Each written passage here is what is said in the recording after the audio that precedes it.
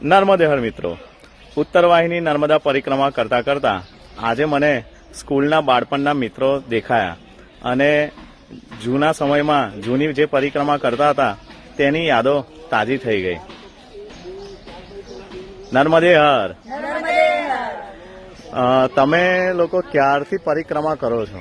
અમે લગભગ 20 વર્ષથી પરિક્રમા કરીએ. 2006 થી પરિક્રમા કરો છો? હું તમને જોઉં છું કે તમે દર વર્ષે સાથે જ પરિક્રમા કરવા આવો છો, તો તમે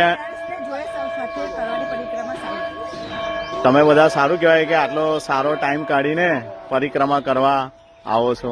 જૂની વખતની જે પરિક્રમા હતી અને અત્યારની જે પરિક્રમા છે 2006 થી 2026માં તમને શું ડિફરન્સ લાગ્યો, તફાવત લાગ્યો? જેમ કે વિસામાં સેવા કેન્દ્રની બાબતમાં તમે શું કહેશો? ત્યારે આટલી બધી ફેસિલિટી હતી જ નહીં, આટલા બધા વિસામાં પણ નતા, આટલા સેવા કેન્દ્રો પણ નહીં હતા. અત્યારે તો ઘણી બધી ફેસિલિટી થઈ ગઈ છે. રસ્તા પણ ત્યારે પગદંડી જેવા હતા અને એમાં અમે પરિક્રમા કરતા હતા. છેલ્લા 3-4 વર્ષથી રેવા સેતુ બન્યો, તો પહેલા શું હતું? પેલા નાવડીમાં આવતા હતા, નાવડીમાં જતા. બંને બાજુ નાવડીઓ હતી. બીજું કે વિસામાં ખાલી એક જ વિસામાં હતો મારા ખ્યાલથી, માંગરોલ ગામનો વિસામાં હતો અને આશ્રમમાં.